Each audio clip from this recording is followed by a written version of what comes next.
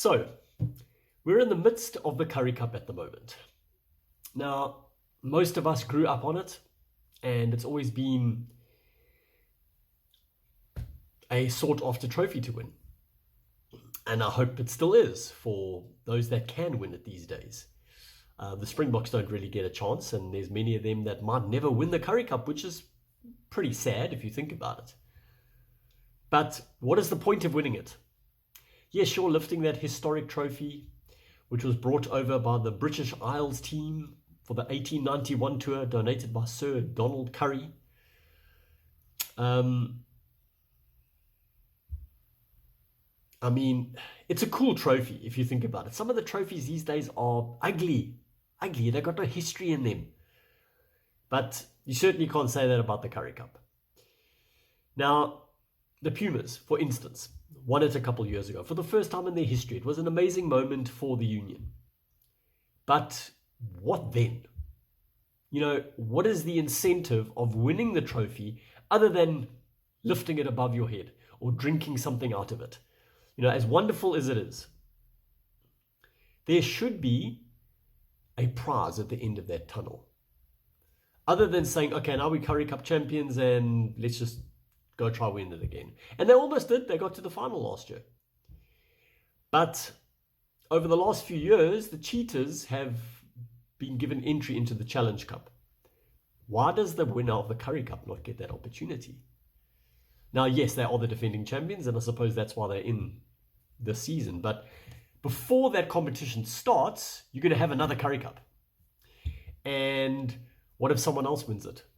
A team that's not a URC side. Then what? What if the Pumas go on an unbeaten run from this point on, sneak into the semi-finals, and somehow win it for the second time in 3 years? And then a few months later, the Challenge Cup kicks off and the Cheetahs are in it again. And the Pumas, after the Currie Cup's finished, sit around and twiddle their thumbs until March or April next year. Boland did very well to win the first division. Are they going to come into the Currie Cup next year? What if they do very well, if they are in the Premier Division? You know, is there advancement?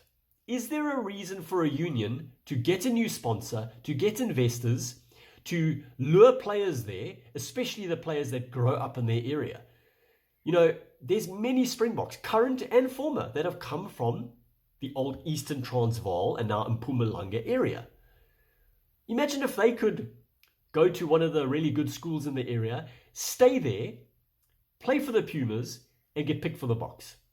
But that's only going to happen if they play at the top level.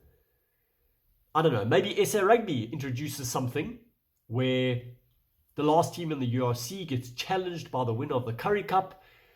I don't know. There's got to be something. Because it feeds all the way down into the rugby of that area. The clubs start failing and the schools don't get the kids that they used to because they'd rather send their boys to boarding school in Pretoria so that they've got a better chance of, you know, making SA schools. It affects rugby in that entire region. Imagine one day the Cheetahs get back into URC or the Champions Cup or Griquas or Boerland or Pumas. Imagine what that would do for rugby in that area. There's just got to be something that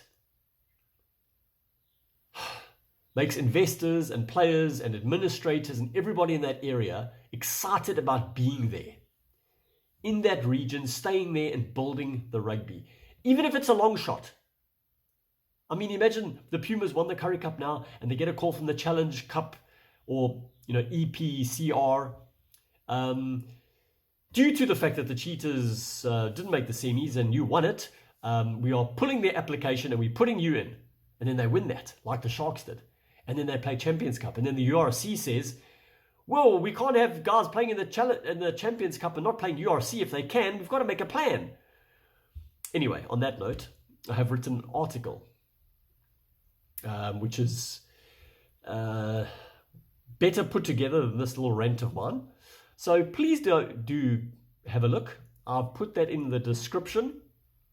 And yeah, I'll make a comment on my Substack. I'm not going to say subscribe because I don't like begging. But if you want to, up to you if you find value in it. And there are a few other articles there as well. But something needs to be done. And who knows who can do it? Is it going to be SA Rugby? Is it going to be these organizations that run competitions? Is it going to be private investors? Is it going to be a media company? Is someone going to upset the status quo? Because teams like the Pumas, who have done very well despite the challenges, need to have something else to aim for.